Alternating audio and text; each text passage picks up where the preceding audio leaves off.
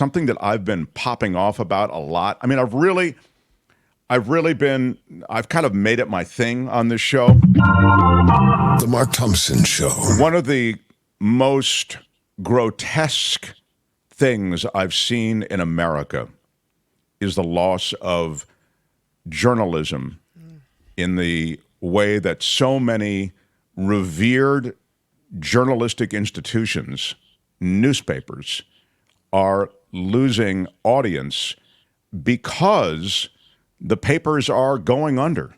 And they're going under because ad dollars have flown from the world of newspapers into digital advertising. And there just isn't the same support in the digital world financially that you found with newspapers. And the coldest slap in the face came at the LA Times. Was it just last week? Yep. Big layoffs at the LA Times, already gouged by a lot of these conditions financially that I'm talking about, the new economics of news. So we put the word out to Michael Hiltzik, who I have immense respect for. He's a Pulitzer Prize winner. He writes on business for the LA Times. And he just understands things like the economics of a changing world when it comes to media. But he also works at the LA Times. So I felt he might have some additional perspective as well. How about it for Michael Hiltzik? Hi, Michael. You can bring Michael into, there we go. Thank you. You're a Pulitzer Prize winner, I might add, and I'm very proud that you occasionally cruise through our world. What the hell's going on with media in America and with the newspaper business? Well, as you pointed out, there's a bloodbath going on, and it's not just the LA Times, but we've seen really stringent cutbacks in the Washington Post in recent months. The Baltimore Sun, where I have a lot of friends who are former editors and staff members there, and just got sold to some right-wing, lunatic of a businessman who basically is remaking it into some sort of far-right rag. Luckily for Baltimore, there's an online alternative there called the Baltimore Banner, which is led by one of my former colleagues here at the LA Times, Kimi Yoshino, and she's done great work in making that basically a useful alternative to the Sun. But she's got to grow her audience substantially, and she's doing that. But, that's that. We've seen cutbacks at Time Magazine, really across the whole, and at the New York Times too, really across the whole spectrum of national, regional, and especially local newspapers.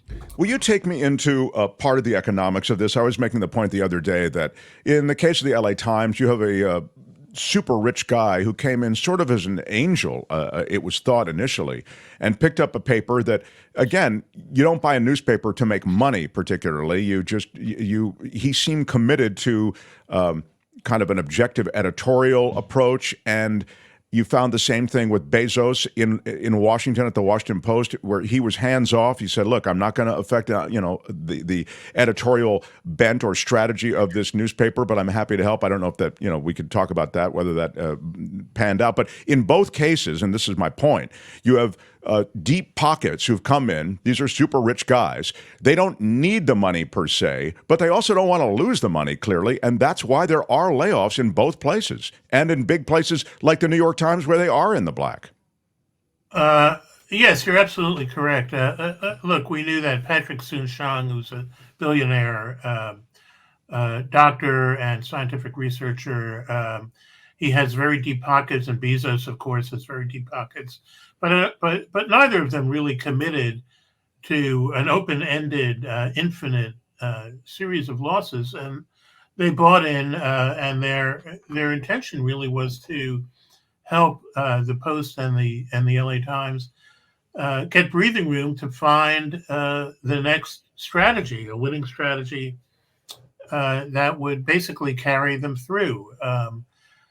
Like every other newspaper in the United States and many across the world, we are still searching that strategy. It's been very difficult, and the landscape is constantly changing. When Patrick Soon-Shiong came in, it was before the pandemic. The pandemic clearly had an impact on revenue, and then we had the Hollywood strikes last year, which also cut deeply into revenue. I mean, the LA Times has always relied quite heavily on advertising from studios, record labels, television producers, and what have you. And that went away for a long time. So it basically hurt the bottom line. And like Bezos, Dr. Soon-Shiong is basically looking for a way to retrench so that we can move ahead. He's made it very clear, at least explicitly, and we don't think this is just lip service, that he's in the LA Times for the duration. He's not considering selling. He's not considering bailing out. And that in itself gives us some stability. But we're, as I said, we're all still looking for the strategy that will save us. Somebody asks here, do other dailies that are still in print have the equivalent of SF Gate? It's clearly the advertising arm of the Cron. Is that financially effective? Is that a strategy? Well, we have LATimes.com. The Washington Post has WashingtonPost.com. Every major newspaper has an online arm, if that's and that's what SF Gate is. I mean, I go on SF Gate regularly, and they do generate revenue, but they don't generate as much revenue as has been lost to print. And I can tell you, I've been at the LA Times long enough to have lived through every layoff that we ever had in the company's history, and that dates back to 1995. So, and we basically have seen a sequence of shocks to traditional revenue sources for newspapers. And back in the 90s, it was the loss of classified advertising to classified advertising publications, and then eventually to the web. We were told that we really never really had a sense, at least not at the time, of the magnitude of this change. But I certainly had colleagues or executives telling me that this was going to be a fundamental issue for us at the LA Times and for the newspapers, and that's proved to be correct. I mean, the same thing is being played out. The dance is being done in television and radio and legacy media. You've written about this, Michael Hiltzik. You've written columns about this. So we see the flow of money. But the one thing, when I mention the LA Times, I get this, I'm telling you, I get a torrent of, well, it's a bunch of libs, and, if they would report objectively instead of a liberal bent. I'm looking at the LA Times. So I care. A massacre that killed 6 reveals the treacherous world of illegal pot in Southern California desert. This is from the LA Times today. He opened a medical pot dispensary in California. The Fed spent 16 years prosecuting him. Universal frustration in California, a crisis so dire, Republicans and Democrats are working together. These are just a few of the headlines. There's no liberal bent to this. This is what's going on. California's next big storm. When, where will it rain, snow, and flooding? I mean, so... Yeah, this has been sort of a far-right trope for years and years. No, we don't have liberal spreadsheet to tell us what to write or when or how. The problem, the fact is that reality has sort of a liberal bent to it. People think that the LA Times is excessively liberal. First of all, these are people who are not reading the newspapers, and they say that. I mean, I get emails from people saying, I don't read you because you're too liberal. Well, then how do you know? And frankly, I don't read. That in itself is great. I don't read you. That's how I know that you got a liberal bent. If you're concerned about the partisan bias of the LA Times, I would refer people to the LA Times of the 1930s, 40s, and 50s, when it was incredibly reactionary. And even going further back, It was outrageously anti-union because our owner, General Harrison Gray Otis, was a sworn enemy of unions in Southern California. The LA Times, if you look at the way we covered the gubernatorial campaign of Upton Sinclair, who was a socialist running as a Democrat for governor in 1934, the lies that the LA Times and other newspapers in California told about him were outrageous. We don't do that. We strive for an objective view of reality. I mean, I'm an opinion writer, but when I write my columns, I march the facts across the page. I give citations and links to all of my source material. Anybody can judge it. And I get this all the time. You're just another liberal shill. Well, this The liberal this is banter. judgment coming from idiots. Yeah, no, I think you're right. I mean, it just is sort of a regurgitated line that is based on nothing, meaning they don't look at the paper. I mean, I look at the paper all the time, and especially with this in the back of my mind, I'm trying to always going, yeah, gee, I just don't see it. I mean, the editorial page, when they endorse a candidate, that's different. You can say, I disagree, or that's clearly that, but that's not the paper. That's not the rest of the paper. Our editorial page has, a couple of columnists, a few columnists who are certifiably conservative. I mean, we publish That's right. Jonah Goldberg, and I, if I were king, I wouldn't. I might not be as welcoming to him, but nevertheless, that's balance. But so the future. This is the breaking news here from you today. For me, is that there is a commitment to continuing the LA Times. I saw those layoffs and I thought, oh my God, I'm worried about losing. I think great journalism is done at the LA Times. I've cited here just off the top of my head that big DDT dumping story that you guys did. There's a major investigative thing on the legal profession that you guys did. You're doing them constantly. That work, where are you going to get that work done on local news? No, I watched local news this morning. It was a warehouse fire, a car caught fire. These are things that television likes because it's a fire. The reality is I think you must have a strong newspaper in major cities. Otherwise, journalism really goes south. Yeah, look, we lost something in the neighborhood of 100 members of the staff in this wave last week.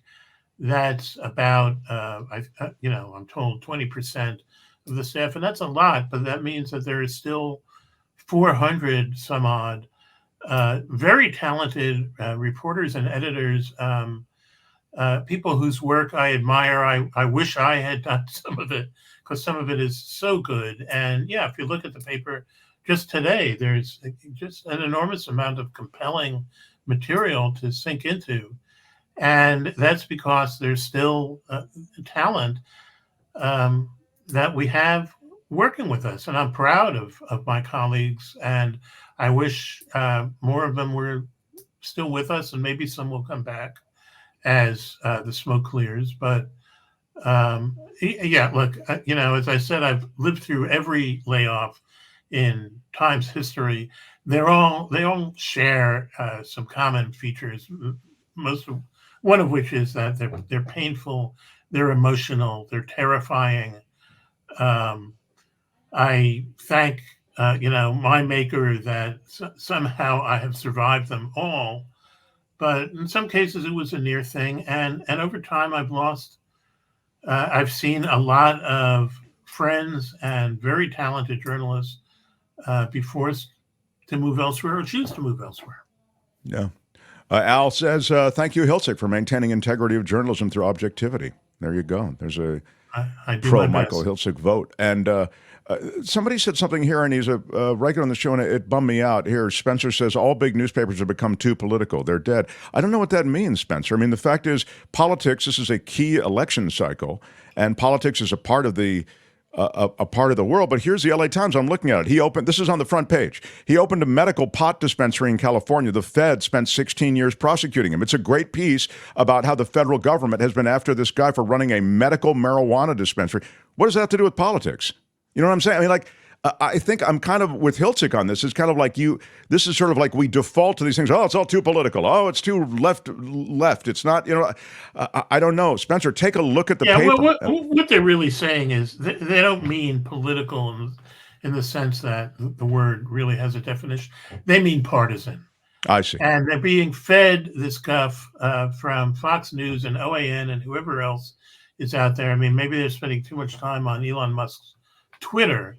And they're getting this impression, as I said, they're not, they can't make the case that the LA Times is, quote, too partisan if they're reading it. So, right. And look, these are people who, in the great mass have a loud voice, but they are a minority. They're a minority in America. Most Americans really actually have what we would call progressive views of major issues. Most Americans favor abortion rights. Most Americans would like to see stricter gun control.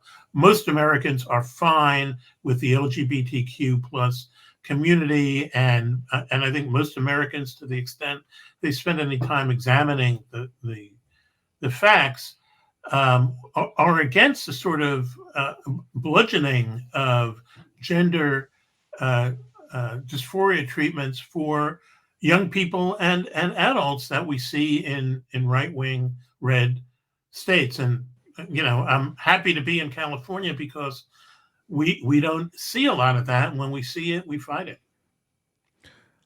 Michael Hiltzik can be read in the LA Times. I love having you cruise through. Usually we're talking about some issue, but this one I think is so critical, and I wanted to get to it, and you're a great authority on it. So I hope we'll visit again, and we'll talk about many of the things that you touch on in your, as you know, I'm a fan of your work and your column. And Michael Hiltzik, I'll remind everyone, we went to the same university, which makes me Pulitzer Prize adjacent to everyone. Yes. Under my Michigan sweatshirt, I have a Colgate t-shirt. I thought of you when Michigan did well. I whenever Michigan, you're Michigander. You're not really a Michigander, though, are you? Or no. My son went to Michigan. So, I see. Okay, all right. Now he's got the Colgate. I'm glad that all the money that I spent finally yielded a victory. But if it comes down to philosophy department, if it comes down to that's when Colgate wins. All right. See you, Michael. Thank you. Hi, it's Mark, and I thought that was great. Hit the notification bell. You'll know whenever there's a new video being dropped, and please subscribe to our channel to help us save the universe.